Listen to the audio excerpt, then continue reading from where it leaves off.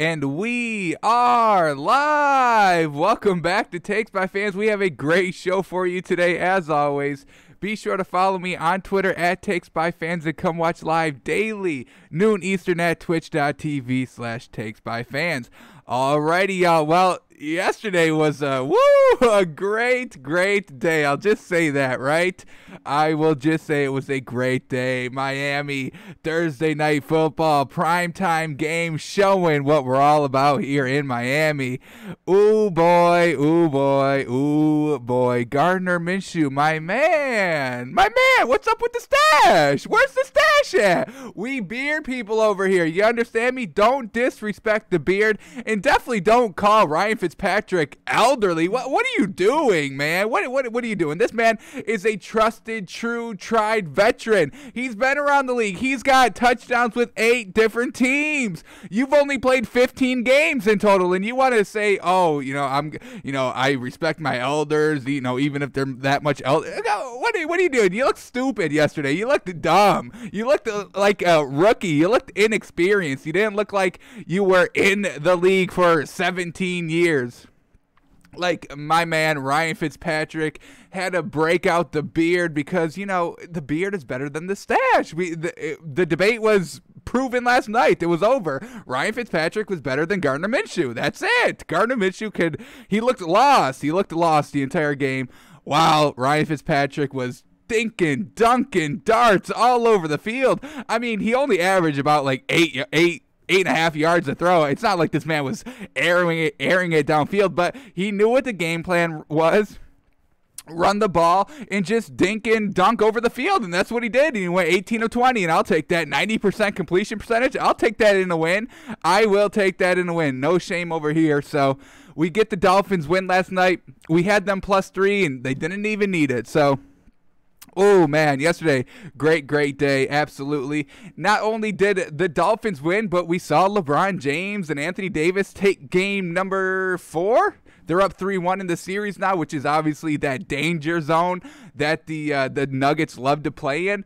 So we got the NBA playoffs. We got the NFL Thursday night game yesterday. And then to cap that all off, we went live with our own website yesterday. Oh, boy, officially launched yesterday, takesbyfans.com. Here it is. Let's go through the website real quick. Looking all clean cut. Basically, what this is just a rundown of everything that we go through on the show. So if you can't watch, the entire show, or you just catch a piece of it, but want to know basically, what we do our picks, we do the cash and trash list, we do our power rankings, all of that. So you can just go to the website, takesbyfans.com, and just quickly go through what we talked about on a daily basis. The website will be updated every day right after the show. So expect it about like 1:30 Eastern time is when the website will be updated. So here's our homepage, just telling us what we're all about here at Takes by Fans, what we're covering. Quick links to our social media. You want to go to our Facebook page where we post all of our videos, just click that. We are right here, Takes by Fans. Yes, we have a Facebook. Here we go. You want to go to the Twitter, you just click this. Yes, we have a Twitter at Takes by Fans. Brings you right to that. Oh, and we also have a YouTube channel where we also post all of our videos every day. So once again, you just click that. Look how great this website is, y'all. Oh my goodness, clean cut, right to the point. Whatever you want, you just click, you go there. Daily picks, here it is. I put in a couple of our picks since September 10th. We'll start track there officially. So if you ever want to see, how we're doing, we talk a big game here at Takes by Fans, and rightfully so. I mean, we deserve to talk all the shit that we are talking because we're 9 of 12 in football picks this season. I don't even think I counted the one from yesterday. So 10 of 13. We're absolutely on target this season. And I think we're hitting about like 67% in our NBA picks since the refresher, or the resumption of the season. So if you want to take our daily picks, you just go here, just click on the date that you want, 9/10. We had 2 games going. There was an NFL game and an NBA game that night. We took Lakers -5. That ended up hitting. And the Chiefs -9.5. That ended up winning as well. So we hit both. And when we hit all of our picks in a given day, you will see the green check mark. So on 9/10, we hit all of our picks, successful day, bingo, bango, green check. If we hit, let's go to 9/11, where we had 2 picks again. We had Clippers -8.5 and Celtics -3. Clippers -8.5 did not hit. Celtics -3 did. So we get a check and an X. Did know that we kind of, we hit some and we lost some. But then there's some days, what was this, 9/21? We had Saints -4, remember, Monday Night Football, all that. And we ended up not hitting that one. So that's why you see the red X. If there's an X, we hit nothing. If there's a green check, we hit everything. If there's a green check and a red X, then we split. We hit some. We did not hit others. So this is what we had yesterday, 9/24. Got to update the website. We'll do this at the end of the day. This will be a green check, baby. Dolphins +3 in our NFL parlay. And then we had Nuggets +6. That was a push, but we're still going to put it as a green check anyway because we did not lose anything, right? We won on the Dolphins, pushed on the Nuggets. So this will be updated with a green check after the show. All right, we will also do our cash and trash list. We will update this every day.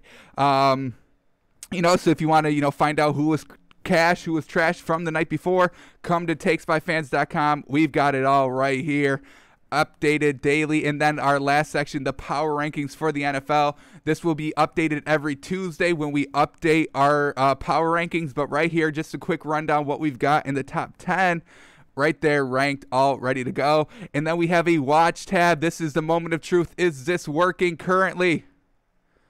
Oh, yeah, look at this. So you can even come watch live on takesbyfans.com to watch Takes by Fans. It's a one-stop shop for everything Takes by Fans. We know y'all want it, so we had to go out there and make the website for y'all. So do check that out. Let me know what you guys think, improvements, what you guys like, what you guys don't like. Tweet me. I would love to hear all the feedback on the website. All right, so with all that business out of the way, let's get right into the games from yesterday. We had the Lakers and we had the Nuggets.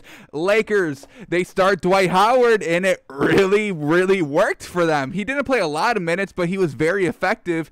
And, the first time he was out on the floor starting, really, really was able to get it done. LeBron James, decent game. Anthony Davis, very, very good game. Back to his 34-point ways. And, the Nuggets struggled a little bit. I mean, this was kind of the Lakers rubber banding, kind of like a 10-point lead throughout the entire game until the fourth quarter, where obviously we know that's where the Nuggets come alive. And, they kind of start to shoot a lot better and make it competitive and potentially win the game, which we've seen them do so many times when they were down 3-1 in the series in the playoffs so far. Also, Jokic did not have a great game, 16 points. That's kind of the main difference. Little disappointing. Jokic hasn't been great this series. And why? Why? Who is he going up against? Dwight Howard and Anthony Davis. That's Jokic's most competition that he's faced in the playoffs so far. We're not giving Zubac any credit. He's all right. We're not giving Rudy Gobert any credit. He's only good at defense down low, can't really guard on the perimeter. So Jokic is struggling here. He's not having these good performances, these consistent 25-point performances that we're kind of accustomed to him having. So Nuggets, unfortunately, lose game 4, 114-108. Let's get into the highlights now and see what this game was all about. Here we go. Jamal Murray looking to make a little bit of an impact this game. Anthony Davis is like, you already know, it's the brow. You know how I do. I'm destroying Jokic down low every single time down the floor. And Anthony Davis got really hot early. I think he scored the Lakers' first 10 points. All inside, could not stop him. Look at that nice little jab step to create space over Jeremy Grant. Well done. Then we get Dwight Howard. Well done. Look at that offensive rebound. He had about 6 of them, y'all. He had about 6 offensive rebounds. Truly just, oh my God, amazing on the boards. Get JaVale McGee out of the starting lineup. He was obviously not doing anything anyway, so moving Dwight Howard to the starting lineup was really a no-brainer, and he really excelled in his first game at it. Then we get Michael Porter Jr. The game, this is like that 10-point rubber band, that I talked about at the Open. A 10-point lead brought down to an 8-point lead because of Jamal Murray, back up to 10, but then it's back up to 8 or back up to 10 because LeBron dunked or laid up the ball. And then we've got this. I mean, this made me a little upset. This went crazy on Twitter, and I get it because it's LeBron James, but I mean, LeBron was going to reject that shit if Jamal Murray was going for the dunk. Last second switch, Jamal Murray reacts to LeBron. I mean, it's a beautiful layup. Don't get me wrong. I mean, I'm hella impressed by the layup, but everyone was like, oh, that's like a poster layup. I'm like, what are we talking about? Poster layups? Like, everybody will do anything to get a jab at LeBron, and they did a layup poster tweet. It was real lame. I mean, it's a great move by Murray, but I mean, LeBron was going to block the fuck out of it if it was a dunk. Jamal Murray last second underneath layup. All right, here we go. Lakers back up top. Rondo doing his thing. Look at that. The fake pass with the finish at the rim. You love to see it. Michael Porter Jr. says, hang on. We're not done just quite yet. This man's got the automatic range from 3. Nice little 3 there to cut the lead down to 6. And then he wants to cut it down to 3 right in the fourth quarter. Correct. Look at that. Cuts the lead down to 3 going into the fourth. And now we've got ourselves a game. It seems like the Nuggets are going to be coming back and maybe upsetting the Lakers, but the Lakers will have something to say about that. 5-point lead for the Lakers here, 6 minutes left in the fourth quarter. Jamal Murray, I mean, the circus shot, everything was falling for this man. He had a great night, and then we get Paul Millsap in the corner. Bingo, bango, 3. Cuts the lead back down to 6. Once again, rubber banding. Not all the way up to 10, but from like 3 to 6 down late in the fourth quarter. Lakers were not letting Denver get back into this game. Every time Denver scored, Lakers would go and score right back. Once again, extending the lead kind of, away to that 6-point mark here in the fourth quarter. We get a missed 3 there, and that's going to be the end of the game. Rondo with an offensive rebound to end the game, kind of put the nail in the coffin. They foul Rondo. He goes, hits his free throws. Game over at that point. 31 seconds left. Like a 3-possession game. Definitely over at that point. But what a way to end the game. Rajon Rondo with an offensive rebound. I mean, that man can do everything. He doesn't put up a lot of points, as we say, but he facilitates the floor. He's a great assister, great passer, great defender, and he can rebound as well. Look at that. All right, let's start with the Lakers. LeBron James, classic, 26 points, this close to a triple-double again. We've seen this time and time again. Very, very close to that triple-double. 26 points, 9 rebounds, 8 assists. Very well done. And then Anthony Davis. We've been saying this. LeBron and Anthony Davis will combine for about 60 points. And if they do that, they just need a little bit of help from their supporting cast, and they got it this game. They got it. We'll get into it in just a second. Let's I'll finish off Anthony Davis real quick. 34 points on 67% shooting. Just a lot of nice getting to the basket. Wide open. No contest. Jokic's not there. He's bullying him. Well done. 34 points, all from pretty much underneath the basket. He got to the line 14 times. Well done. You cannot stop this man. Too big, too physical, too fast, too good. 34 points, 5 rebounds, 3 assists.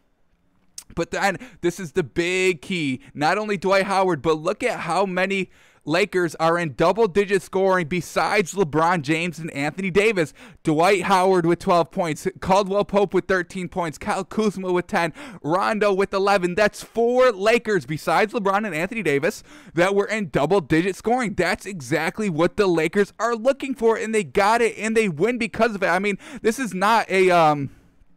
this is not a mystery of why the Lakers won. Look at this. People are contributing. That's all we needed. Obviously, Danny Green isn't contributing because we know he does not do that. He does not hit the threes. He's 1 of 4 from 3. Not good. He only made 1 shot all game. That's kind of what we're used to. But Dwight Howard in the starting lineup for the first time. 12 points and 11 rebounds. Look at this. 6 offensive rebounds. Look at all those second chance points. Well done by Dwight Howard. Only in 22 minutes as well. Plus, he was a +7 when he was on the floor in those 22 minutes. So locking up Jokic defensively, scoring underneath the basket, and grabbing those rebounds. Dwight Howard had a magnificent game, and this is really going to kind of change the tide of this entire series and this entire Lakers team. If Dwight Howard can be this consistent and even maybe better in the starting lineup, we love to see it. Dwight Howard, absolutely fantastic night last night.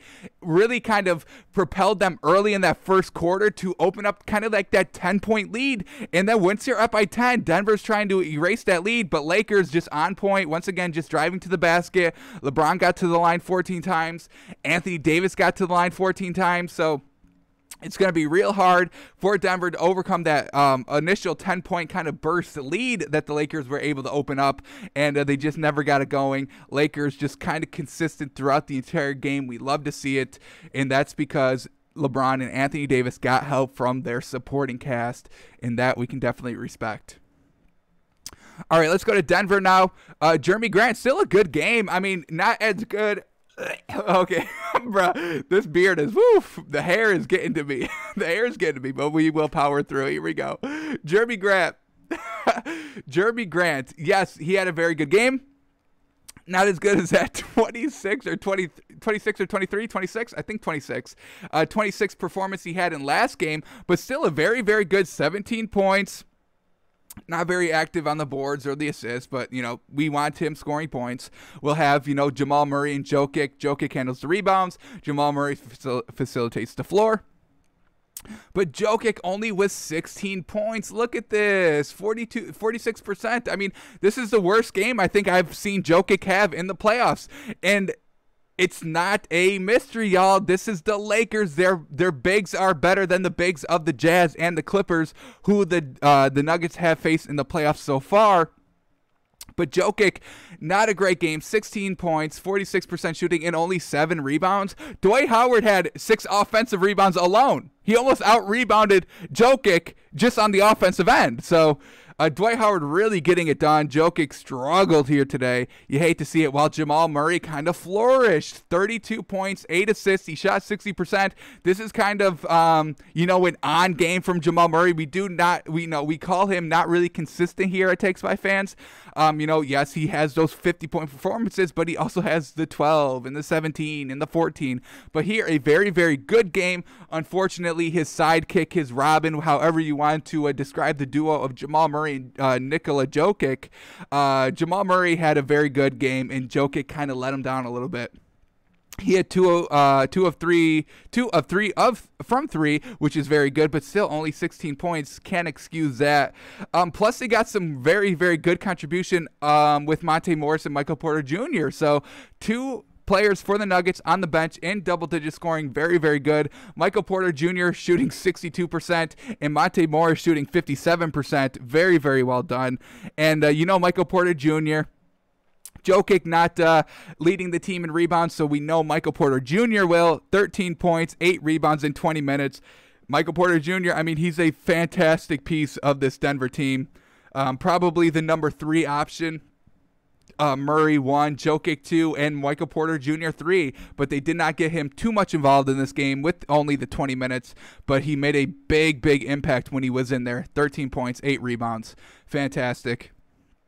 Just the main difference between this Lakers and Nuggets game, it all came down to Lakers supporting cast stepping up very, very big, and Jokic not stepping up kind of at all. You know, if he scores 20, you add the 4 points. I mean, we're talking about a 2-point game potentially. So Jokic really, really struggled here in game number 4, and that's the main difference in this game.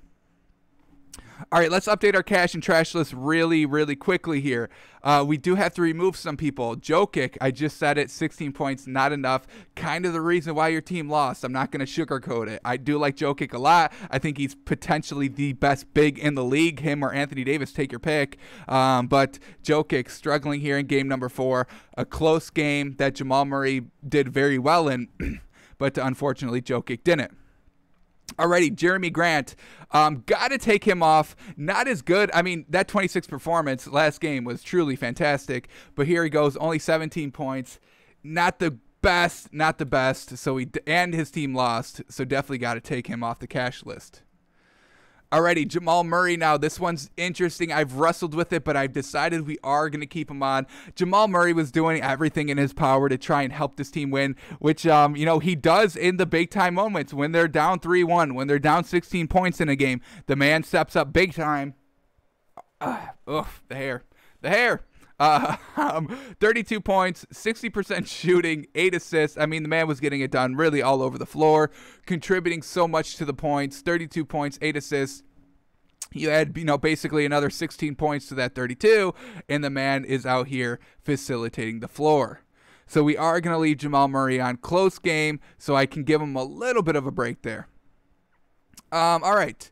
That's it for everybody being kept on or removed. So let's go to additions now. We are going to have 2 additions. Our first one is going to be Anthony Davis. Oh, boy, 34 points, 67% shooting.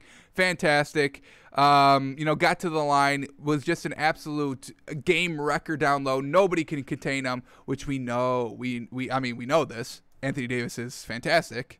So we are going to put Anthony Davis on the cash list. Very well done. Alrighty, we have one more addition. And we're going to put not LeBron. We're going to put Dwight Howard. I mean, this man truly, truly stepped up big. First start here in the playoffs, 12 points, 11 rebounds, 6 offensive rebounds. I told y'all that he was, a force down low early to really have the Lakers get that early lead and keep it basically for the entire game. So really loved what Dwight Howard brought to the table in those short minutes are starting. Absolutely fantastic. Well done, Dwight Howard. His first time on the cash list, and it's well deserved. The best, the leading rebounder for both squads is Dwight Howard. Who would have ever thought that? Who would have ever thought that Dwight Howard would out-rebound Anthony Davis, Jokic, and Jamal Murray by himself? It's just truly fantastic what the man did last night. So definitely going to honor him with the cash list spot.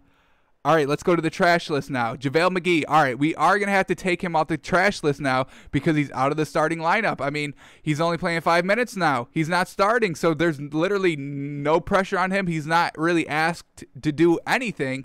So now that is out of now that he's out of the starting lineup, we can take him off the trash list.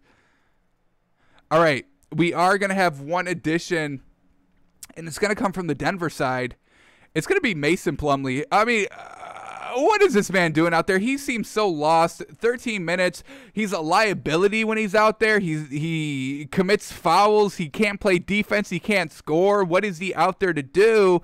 He's looking real lost out there. If you watch the game, just watch Mason Plumlee. I believe he's number 7 for the Nuggets. He sticks out. He sticks out like a sore thumb. So if you're having trouble, deciding or deciphering who's Mason Plumlee, just look, it's the guy that can't play defense and gets just run right by, and he's not quick and all that. So Mason Plumlee, when you watch the games, you're just like, why the hell is this man out there? Get this man off the floor.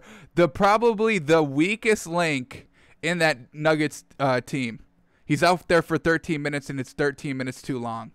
So Mason Plumlee, welcome to the trash list, my man. Welcome to the trash list. Alrighty. All right, let's switch gears to the NFL. We got to talk Miami, baby. We'll go through Thursday Night Football, and then we will make our official picks for this weekend's games. We've got our lock section and our 99% guaranteed section. We hit 5 of 6 last week. We hit 4 of 6 week 1. That's 10 of 12 so far. Make it 11 of 13 from last night's game. We are on the money, baby. We are on the money. So we are going to look on continuing that for Sunday. All right, but let's talk about this game. I mean, can we start with the Dolphins scoring touchdowns on all 3 of their first 3 drives? Look at this. Their first drive, 12 plays, 7 minutes. That's a momentum killer for the Jags, sucking all the air out of that stadium that the Jags were home in. Absolutely magnificent here. That's how you start a motherfucking game. 12 plays, 84 yards, 7 minutes, methodical. Ryan Fitzpatrick, what did he have? Nothing big. I mean, no big passes. 7-yard pass, 9-yard run, 20-yard pass. I'll give him this one. Devontae Parker, classic, my man. 5-yard run, 5-yard run, or 6-yard run. Another 19-yard pass. So maybe, this wasn't all dink and dunk the first drive. I will amend that statement.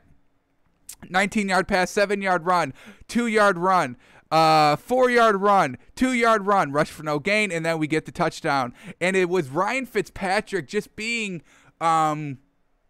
being ready.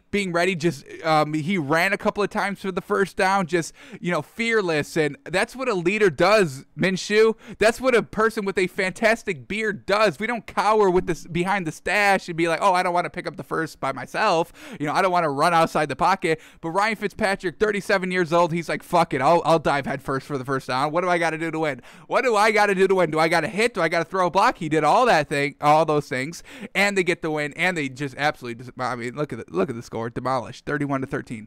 That's a murder.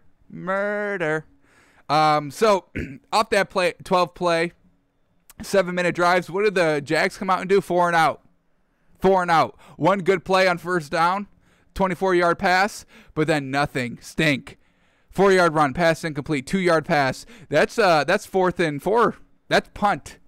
4 and out. And then what do the Dolphins do? Ooh, we do a 6-minute or 6-play, 3-minute drive, 60 yards. Yes, my man. Ryan Fitzpatrick leading us down the field. Look at this 26-yard pass play on the first down attempt.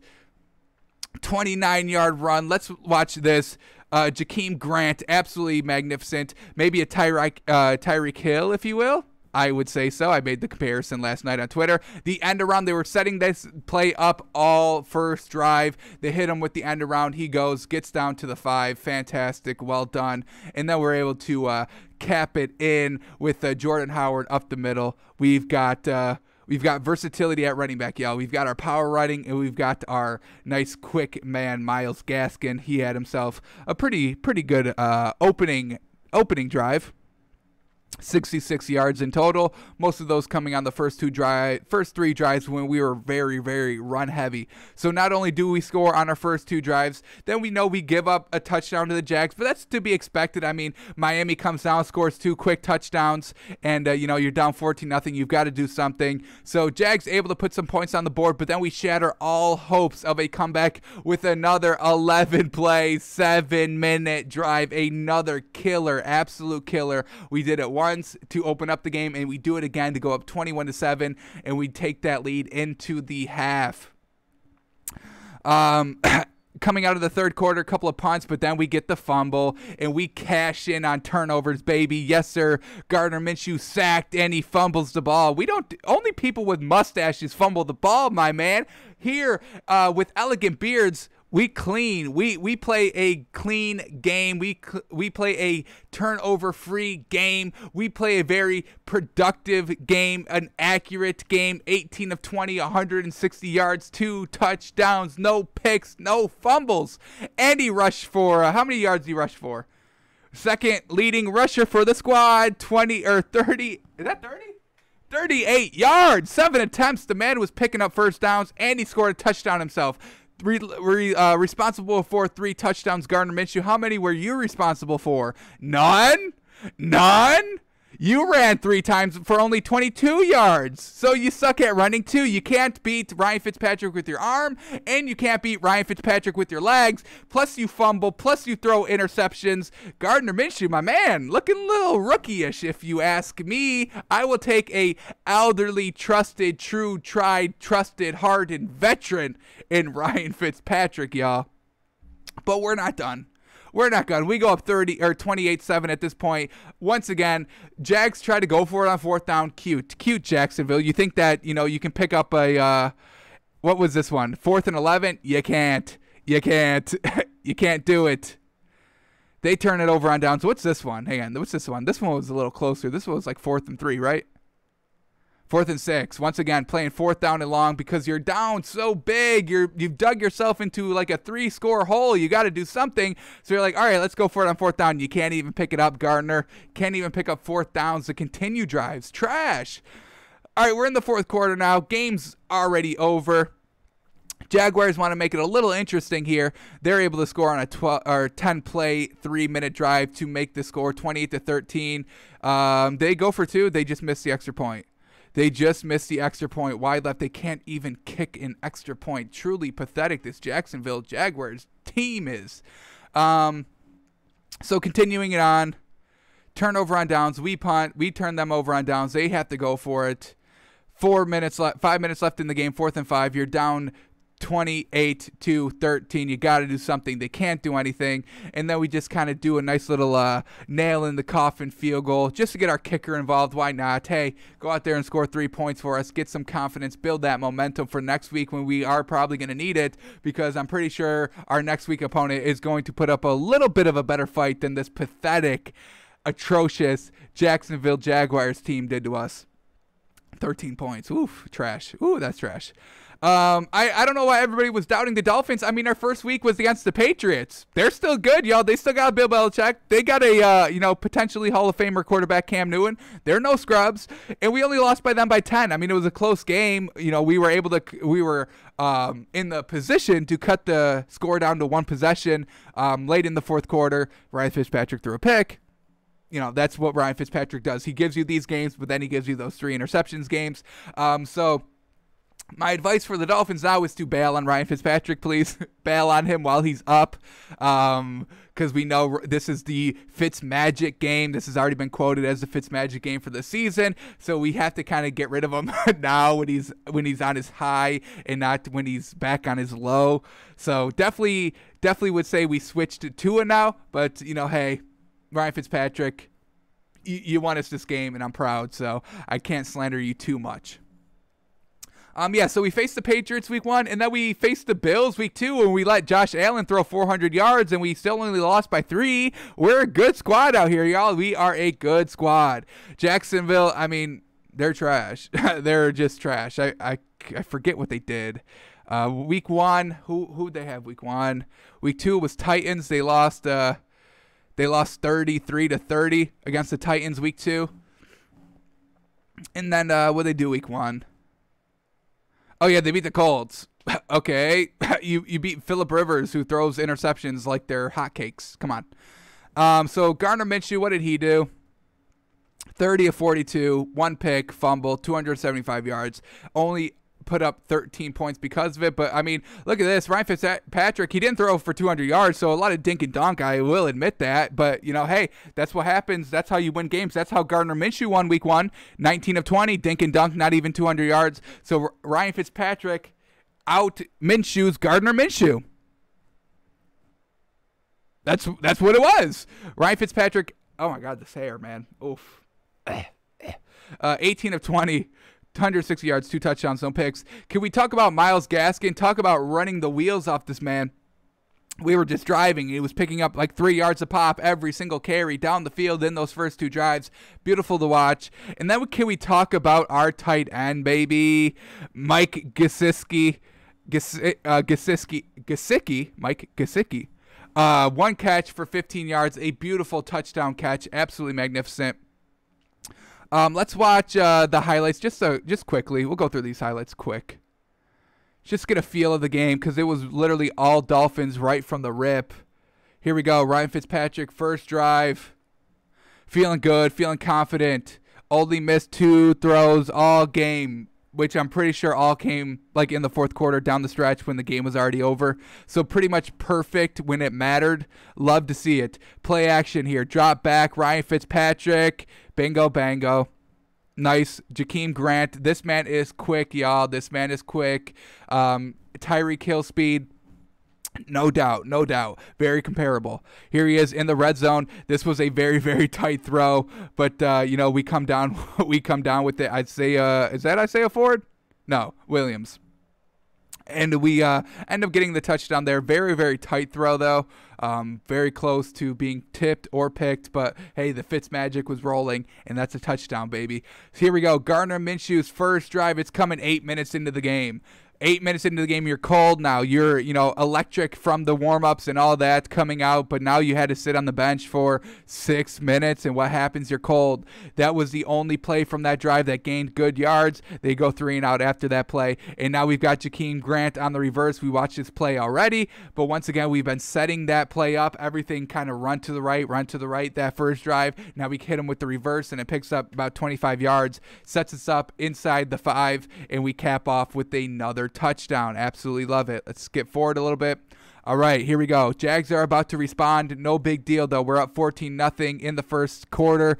Dominated the entire first quarter. Couple of lucky breaks. This throw right here in particular This was a great, strong catch. We can't slow this down, but look at this. Hang on. Look at this. Can we get the gray off?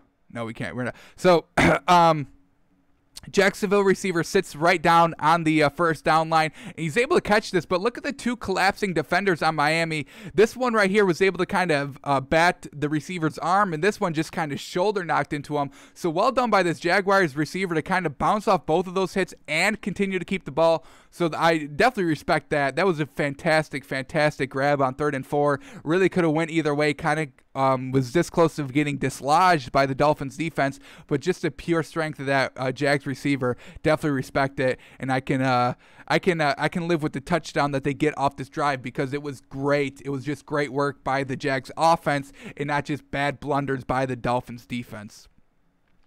So here we go. Gardner Minshew hands it off. Little draw play, ends up getting the touchdown. But, hey, that's going to be it for basically the rest of the game. I mean, Jags, nice touchdown. Way to close the lead up to 7. But, we'll extend it back up. Don't worry about it. Ryan Fitzpatrick, his 3rd drive. Look at that. Nice strike to Devontae Parker. I'm big on Devontae Parker, y'all. There were some talks, if you're a Dolphins fan, there were some talks a couple of years ago. Do we keep Jarvis Landry or do we keep Devontae Parker? And I'm so glad we made the right choice. I was, big on Devontae Parker at that point. And then, hang on, I got to cut myself off. Mike Gesicki here, y'all. Yes, sir. This man. Look at this throw. Look at this catch. These are hands. That's a hands catch. That's a receiver catch, y'all. We have to start talking about, is Mike Gesicki the best catching tight end in the league, or is it Travis Kelce or George Kittle? I think Mike Gesicki belongs in that conversation, y'all. Keep an eye on this man. He is truly fantastic. Scores the touchdown. We're up 21-7. Jags trying to score before half. We say, no. 3rd down and you're running the ball. No. We swarm tackle. We're stopping the run, baby. We force them to punt, and we try to score before half. They go for it on 4th and 6, and he gets absolutely obliterated. This is a rookie move to hold on to the ball this long. Get rid of it. 4th down. You're going to trust this man? Free rusher. Dolphins just absolutely demolished Gardner Minshew. Nice sack there. Yes, sir. Get big. So we get the ball. We can't do anything with it before half. So we go up at half, 21-7. No big deal. Jaguars trying to come out firing, but it's not going to work. Here we go. They extended, had to go forward. Nobody was getting anything done in the 3rd quarter except our defense. We make him fumble. We recover it. Very well done. Gardner Minshew, hold on to the ball, my man. Hold on to the ball. It's only you had like some extra facial hair to, kind of help you with the strength to hold on to the ball. But that mustache, it's not enough, my man. It's not enough. So we take the fumble. 3rd and goal. Ryan Fitzpatrick, baby. Fearless. I believe he's 35 or 37. Look at this man. Fearless. Goal line, quarterback sneak, picks it up, gets the touchdown. That's a grown man veteran move, Gardner. Learn from that, my man. All right, we're up 28-7. Let's skip forward to the 4th quarter. Nothing's going on. Jaguars score a touchdown. They missed the extra point. Ooh. Oh, no. They made it a 15-point game with 5 minutes left. Our defense will close out. Do not worry. Gardner Minshew sacked again. Not making the open reads. Trying to force everything down deep. Not looking at the check down. Gets sacked again. We pull him down. 4th and 5. Game over at this point. Flags not on us, I do not believe. All right, Jaguars get the ball back at midfield. Game's over. I mean, it's 2:30. We don't care. This is if we give up, a couple of yards, we're not pressing as we press on this play. As these corners are pressing, we're not pressing. Here we go. Pick. What were you doing there, Gardner? You stared down the receiver the entire time there. This is classic rookie mistakes Gardner was making every single throw throughout the entire night. We ended up winning 31-13. No worries. Dolphins come out on top. We get our first win of the year, and I absolutely could not be happier. Thursday Night Football prime time in front of everybody, putting Jacksonville in their place, and that is Thursday Night Football for y'all. Can't add anybody really to the cash list. I was thinking maybe Ryan Fitzpatrick, but it was good. It was solid, but it was only 160 yards, folks. It wasn't like he was slinging the ball. but he played to his strengths and he exposed the holes in the Jaguars defense. So for what it was a fantastic performance. Fantastic. All right. Alrighty, so let's go to our picks now. So yesterday, on our Thursday shows through the NFL season, we do guess the lines, and we were kind of off on a lot of them. A lot of them were a lot higher than I thought they would be, and I thought we would get some good value on that Atlanta game, and I thought we could get some good value on the Patriots game as well. But 3.5 for Falcons. This one's still climbing. This is climbing. This was only 3 yesterday. Now it's 3.5, so that's scaring me a little bit.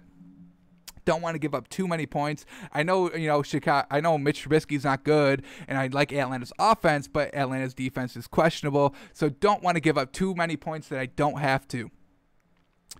And then this Patriots game, this is kind of good. This is going to be a pick. We are going to pick this game. So we do split up our picks into the locks category and our 99% guarantee category. We choose 3 games on each of them. Locks, obviously, plain simple. These are going to happen. This will happen. These are locks. Bet them, bet them, bet them, bet them, and bet them big. 99% guarantees are, this is pretty much going to happen, but there is a 1% chance that this could happen, and I'll explain what that is, that could ruin the bet. So without further ado, let's get right into it. We'll start with the locks. In our first lock, this is probably going to be the best lock of the week. Some of these games are kind of hard to pick.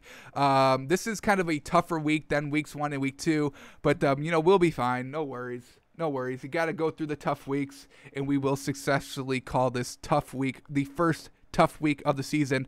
I'm calling it. So here we go. The best pick of the week is hands down, Cardinals -5.5. A back-to-back home game for the Cardinals. That's going to be so worth it. It's gonna help the Cardinals so much. Back-to-back home field advantage is such an advantage that between week 1 and week 2, no team had back-to-back home games. So no team was home on week 1 and week 2. So this is a huge advantage for the Cardinals, back-to-back home games, and they get Detroit, who's not good. I mean, they tried to come out strong against the Packers, but Aaron Rodgers put a stop to that. We saw the Lions get out to that nice 14-point start in their first 2 possessions, scoring touchdowns. So, that's good, but then they did nothing for the rest of the game while Aaron Rodgers came back and was still throwing touchdowns. This Cardinals offense is the real deal. Their defense is good. They're coming off a good win. A very good win against Washington. They were up 20-0 going into the fourth quarter. So everything was going right for the Cardinals, and I expect it to kind of do the same thing against the Lions. The Lions aren't that much better than Washington. They just have Matthew Stafford, but not a lot of weapons offensively that we have to worry about. Love every single offensive piece that this Cardinals team has. -5.5 is good. They win by 7. Cardinals -5.5 is our first lock. All right, our second lock is going to be Rams +2.5. All right, this Bills team, they faced the Jets week 1 and they faced the Dolphins week 2. Not great competition. While the Rams had to face Cowboys week 1, and then they had to face, who they faced week 2? Hang on. It was a good opponent.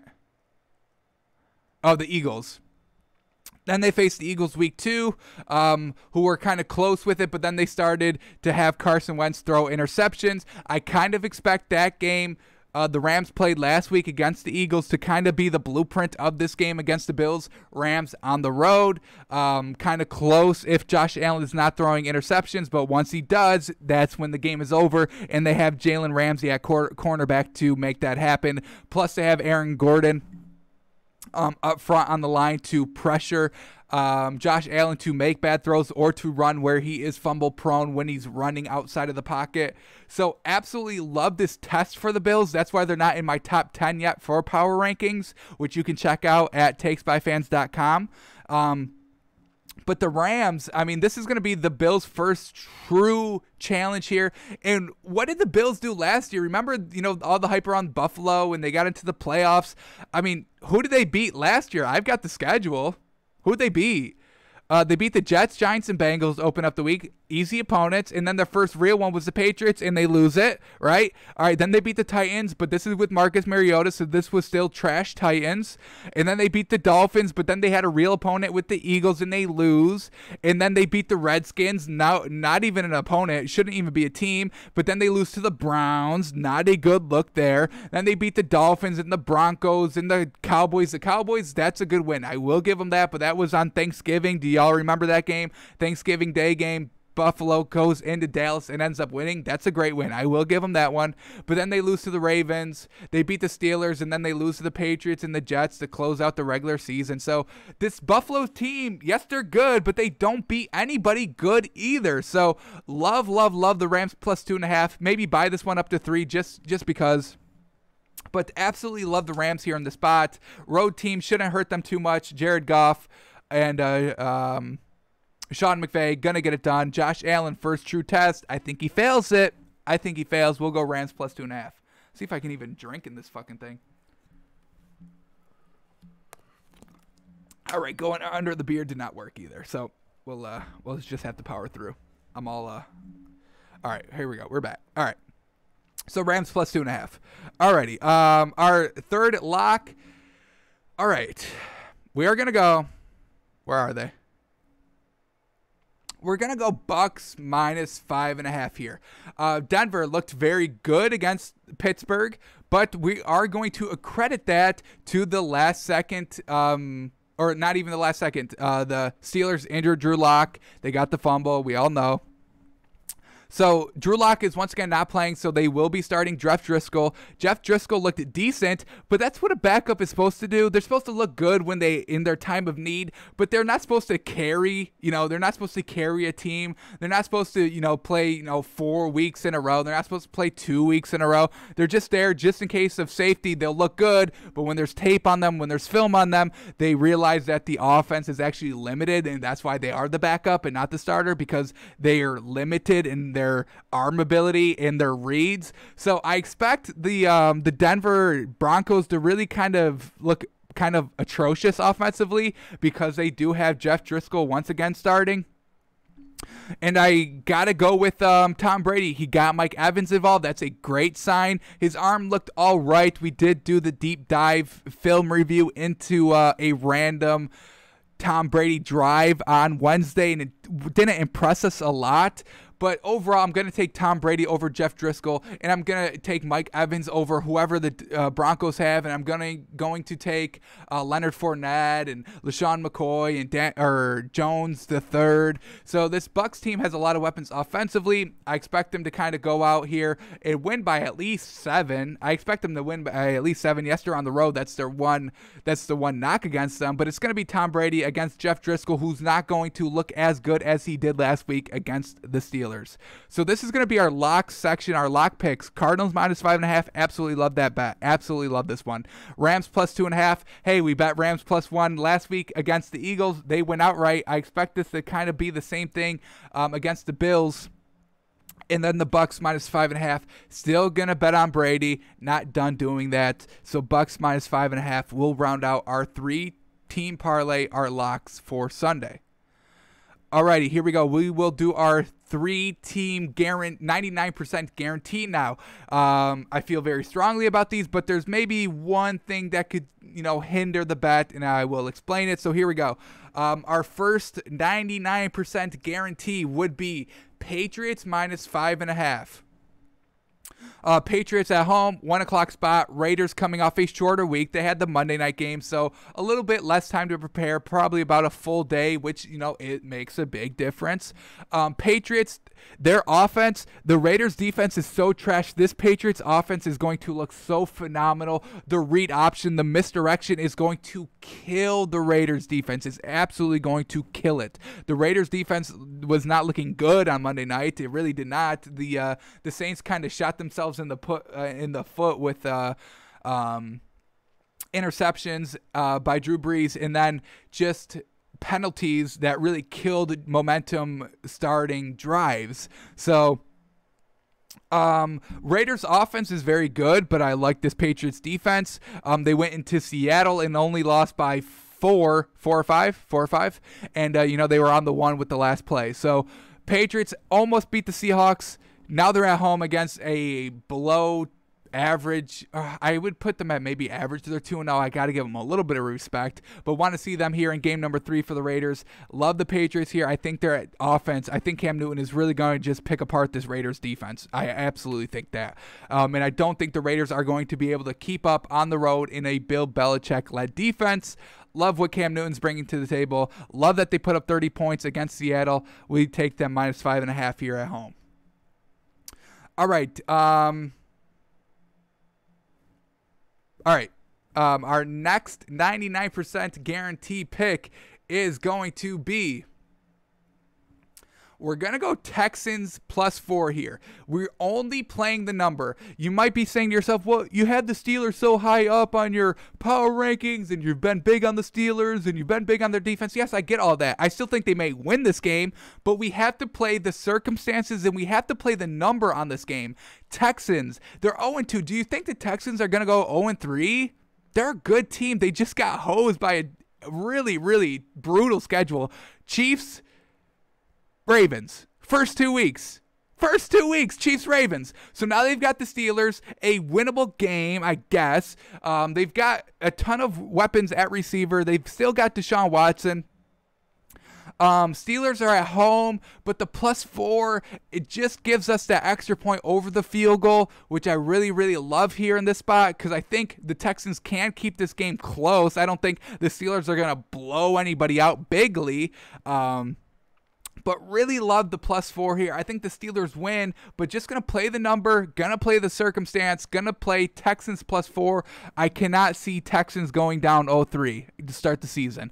I think Deshaun Watson, they know this is a winnable game after coming out a brutal, having to go to Kansas City week 1, and then you got Baltimore at home, but rely on the running game against the Steelers. You got Deshaun Watson. You've got J.J. Watt. Defense maybe could pressure Big Ben, who maybe not the most mobile now because he's older, he's coming off injuries, doesn't want to get hit. So expect J.J. Watt to maybe be a little bit of a game wrecker, try to break through that Steelers line, but we're playing the number, playing the circumstances, and we don't think Texans go down 0-3, and if they do, it's close. We'll take them +4. I think this is a good, solid line here. All right, let's go. All right, we'll round it out here. We are going to go Packers +3. Sunday Night Football, primetime game. Aaron Rodgers is making an MVP candidate here, kind of along with Russell Wilson. I've got Russell Wilson in my number 1 for MVP. Probably put Aaron Rodgers at number 2. The man is going to want to prove himself here against Drew Brees, who didn't look great last week. He threw the pick.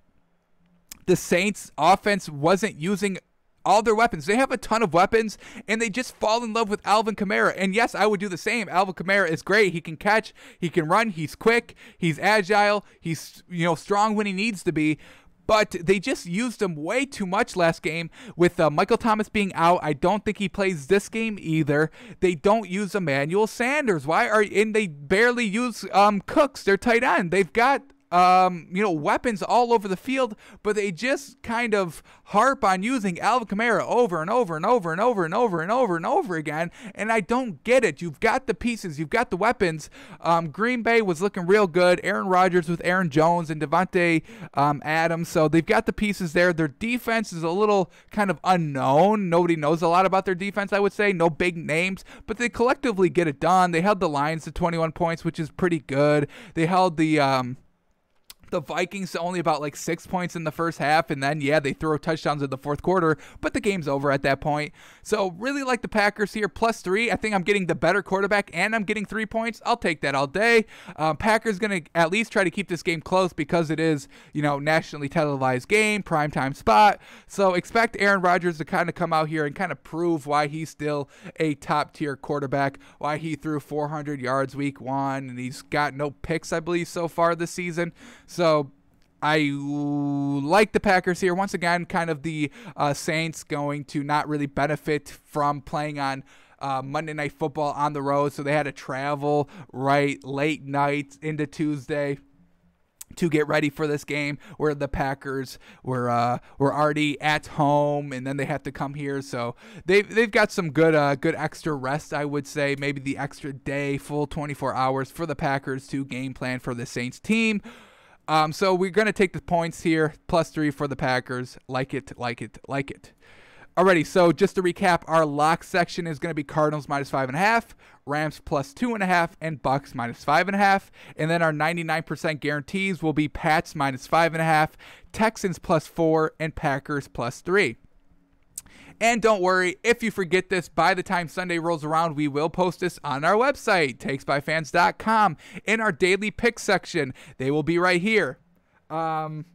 We'll post them on Sunday right before the games. I'll probably post them about 10 or 11 o'clock on the website. So if you do want to make a last-second bet, you want my guidance, you want my information, they'll be on the website for you right before kickoff for those last-second bets.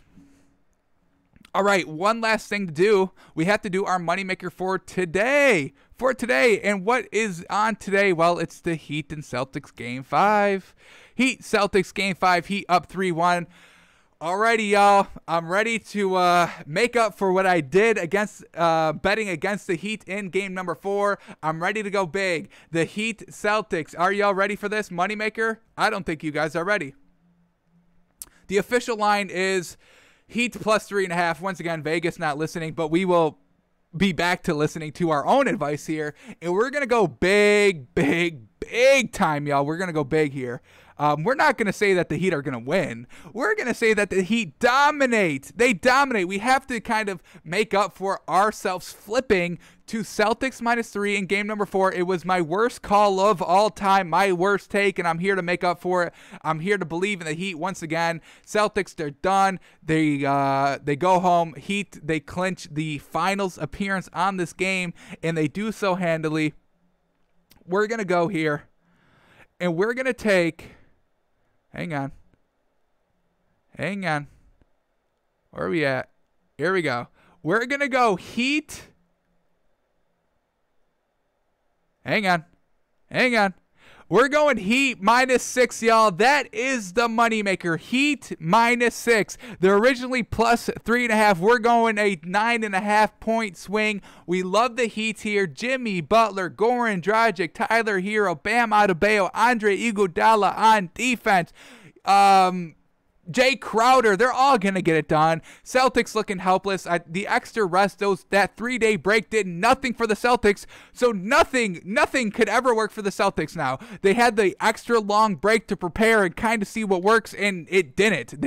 Nothing came of it. Tyler Hero showed up. He took advantage of those 3 extra days off. We expect the Heat to be riding high. Celtics riding low, being down 3-1. This Celtics are not the Nuggets. They won't catch fire. If they haven't caught fire by now, it will never happen. Jason Tatum scoreless in the first half last game. What is that? Jason Tatum, you're their star. You're their number 1 on the Celtics team, and you go and score no points in the first half? What are we doing?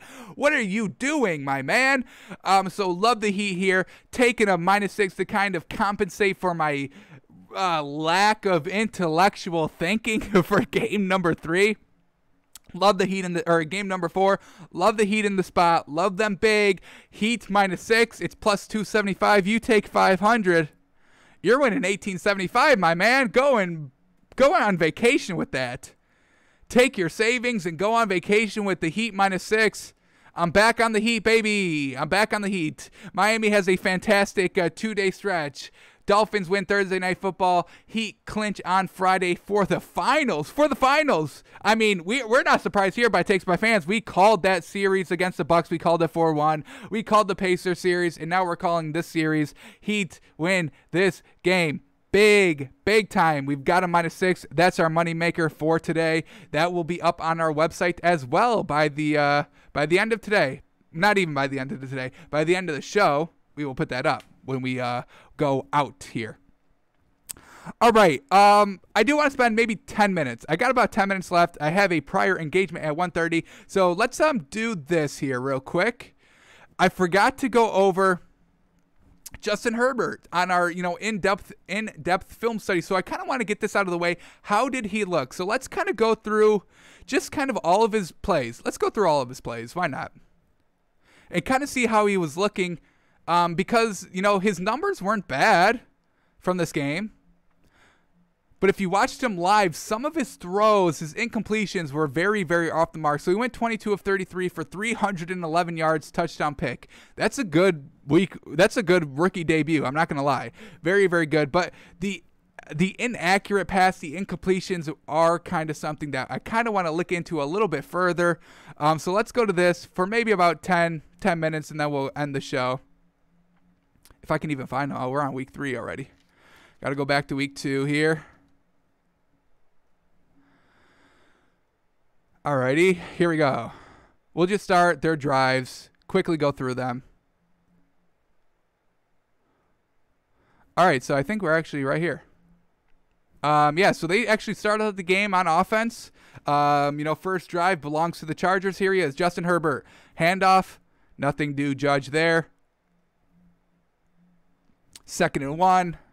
What do we got?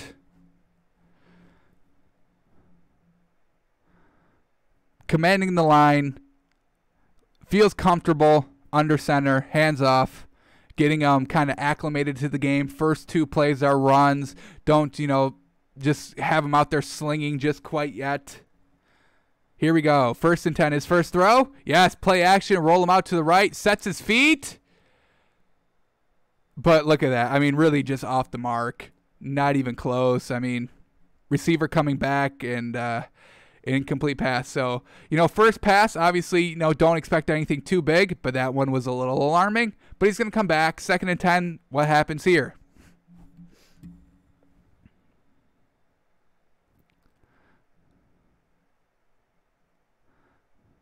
Drops back.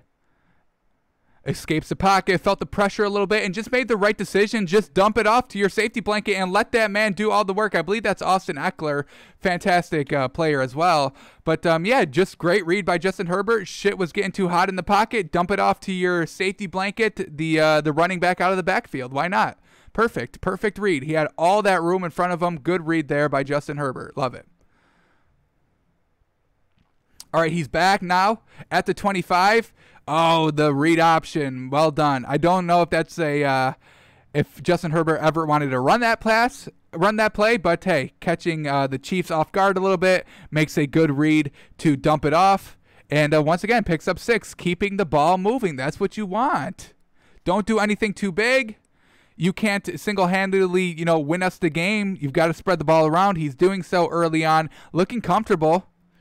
Nice little one-step drop. That should have been caught, though. That should have been caught. That's bad. 3rd and 4 now. Maybe a little low. Yeah, maybe that was a little low. Let's watch this again in slow motion. Oh, it gets tipped. Okay. Got tipped. Can't blame anybody on that pass now. All right, 3rd and 4 now. Still doesn't have a completion. A downfield completion. This one, kind of a 50-50 ball. Not a great read. It's a good read because the receiver caught it. But let's look where this defender is placed now. Let's slow this down a little bit. Let's put this in slow motion. I got to pause this real quick. So this is just a floater ball.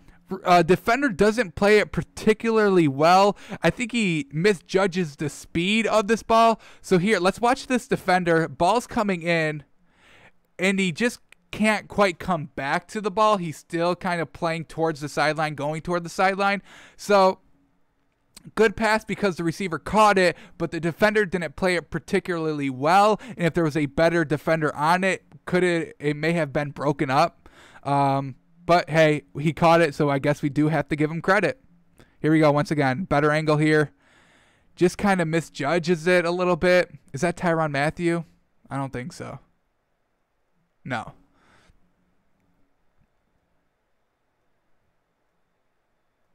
All right, they called him down there. First and goal, Justin Herbert on the goal line.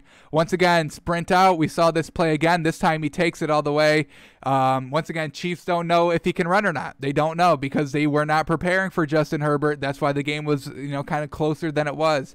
But opening drive, Justin Herbert looked like he was able to command the entire offense. Good play calling, good reads, dump it off. One ball got tipped, so got to, fix that a little bit. But overall, good first drive, definitely for a rookie quarterback. All right, let's get to their next drive here.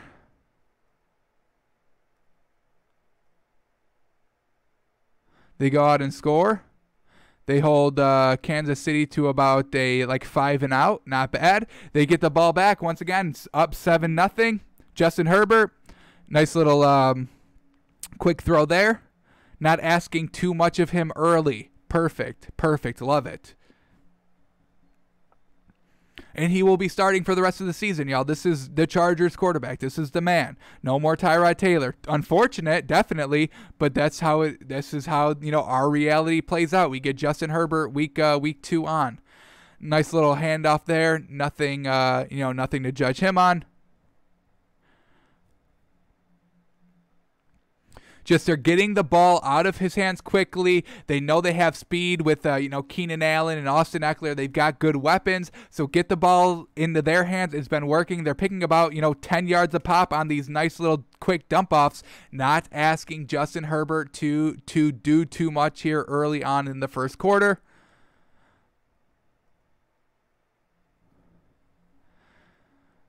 Another 1st and 10. No pressure.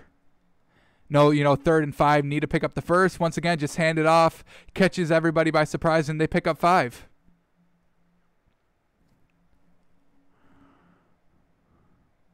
I don't think Justin Herbert has made a throw over the line of scrimmage yet here in this game halfway through the first quarter. Once again, kind of like the fake read option. Can he? I know he's playing the dual threat. Hey, I can run as well. And the Chiefs are respecting it a little bit. They get the 4th down stop. Let's go, because I do have to go in a couple of minutes, but let's watch a 4th quarter drive by, let's watch this one. Why not? Is this their 10-minute drive? This might be their 10-minute drive. Let's do this drive. Tied game at 17, 12 minutes left. This goes for 10 minutes, y'all. This is methodical. Quick out. Still Justin Herbert doing the same things he did in the first quarter. Quick out. Here we go. 2nd and 3 now.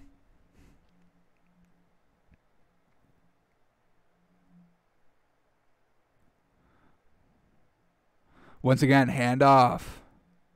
Able to pick up the first. Hand the ball off. 1st and 10. Eat up the clock. Not asking Justin Herbert to do too much on this potentially game-winning drive. 2nd and 6. All right, Justin Herbert drops back in the pocket, throws it over the middle, wide open. Took a little bit longer to get there than I would have liked. Got it bulleted in there, but it got there, and we respect it. 3rd and 1. Good throw. Pressure was also coming, so he got rid of it quickly, realized it, acknowledged the pressure coming. Good read there. Play action, uses his legs to buy time, and he's going to go all the way. He knows, well, he thought he was quick enough, but didn't trust it there with that stutter, but ends up getting there. Good, tough run there, picks up the first.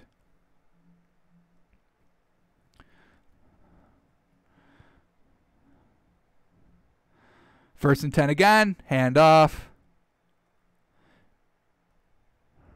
Here we go. 2nd and 10 now after the run picks up nothing. Justin Herbert. All right, looking to pull it down. That's a little concerning. We've seen that a couple of times where pressure's coming and maybe he takes his eyes, from downfield a little bit and looks away. Here it is at this moment, but he does still keep his eyes downfield, so I take back that comment. Just definitely feels it, steps up, buys some time in the pocket. All right. On second look, that was good. On second look, that was good. Hand off. 2nd and 3. Hand off.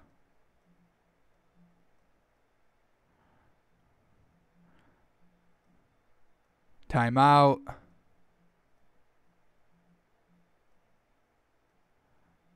Under center, handoff. 2nd and 7. We get a pass here by Justin Herbert. Let's see something. Maybe not picked the best drives to start on, because they did score 17, and he did have some good, medium throw passes that did look good. I'm not saying he didn't look great. But they're just, not asking him to do too much. You got him kind of settled in that first quarter. Here in the fourth quarter, hey, let's just go down and drive the ball. That's all we have to do. So they benefit from this flag. Pass interference they're going to get. Oh, roughing the quarterback they get. All right. Let's see that. We get a replay of this? I'm sure we do.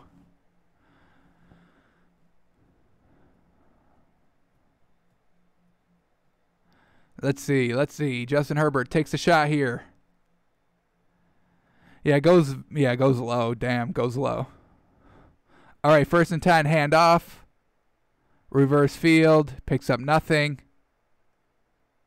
2nd and 9, little fake pitch, and Justin Herbert picks up the first down himself, like about 12 yards. Fantastic. They've been faking, Herbert running all game. They finally have him run up the middle. Perfect time to use it. They've been setting that play up all game. It finally comes out. Tries to run up the middle. No good there. 2nd and goal. Run up the middle. They're not trusting Justin Herbert to throw in the red zone. Chiefs are like, hey, if you're going to run it, we're just going to fucking blitz everybody. Chargers not trusting Justin Herbert to throw. They expect him to run, that kind of roll out, the fake, the hezzy, the down, everything was covered. Tried to do too much on that play. Once again, we kind of saw their bread and butter on those first quarter drives. Justin Herbert running him outside to the right, having, some receivers sprint out to the right with him. It was all covered, kind of a blown pass there too. Not really sure what the play was because, he fake-handed it off to the right. Running back was on the left. Nobody's falling for that, obviously. So now the Chargers have to settle for a field goal, and we know how this game ends. Chiefs in overtime. So overall, Justin Herbert, we didn't get to these big throws. You could watch those. I'm sure those were shown all over SportsCenter and social media, the good throws that he made. But, just kind of dinking and dunking, quick outs in those first quarter drives, in that fourth quarter drive where it was 10 minutes, just methodically running the ball up the middle, taking the time off the clock. Alrighty, that's going to do it for today at Takes by Fans. Go to the website, takesbyfans.com. Get everything you need to know. What we run down through in the show is on the website following when we're done with the show. Come watch live.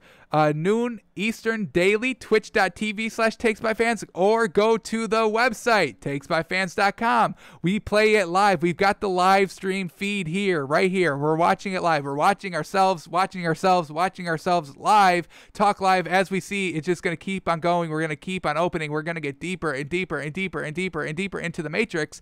So, hey, go watch it there, twitch.tv/takesbyfans or takesbyfans.com. However you want to get your dose of Takes by Fans. You got some choice there.